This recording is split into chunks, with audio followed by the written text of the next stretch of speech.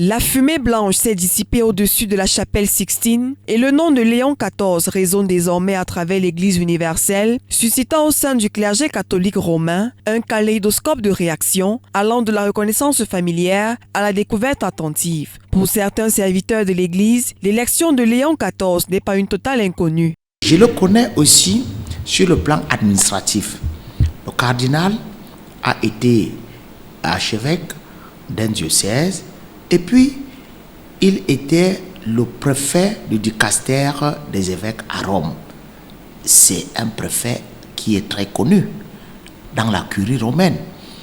Je crois que tout pasteur cultivé ou tout pasteur qui s'intéresse aux affaires, à l'administration de l'Église devrait tout au moins avoir une idée de ce cardinal. D'autres, en particulier, les prêtres plus absorbés par le ministère paroissial quotidien, accueillent ce nom avec une curiosité plus neuve, se plongeant dans les premières biographies et analysent pour se forger une image du nouveau souverain pontife. À mon niveau, je n'ai pas entendu ce nom-là. Et personnellement, je ne le connaissais pas. Donc, c'est l'effectivité du vote qui nous met en présence de cette nouvelle figure de commandement suprême de l'Église. Indépendamment de leur degré de connaissance initiale, les prêtres catholiques s'unissent dans une attitude d'espérance prudente et d'attente constructive pour le pontificat de Léon XIV. Beaucoup expriment le souhait ardent d'un pape qui saura être un pasteur proche de son peuple. Personnellement, j'attends du pape qu'il soit une personne qui ravive la foi du peuple de Dieu.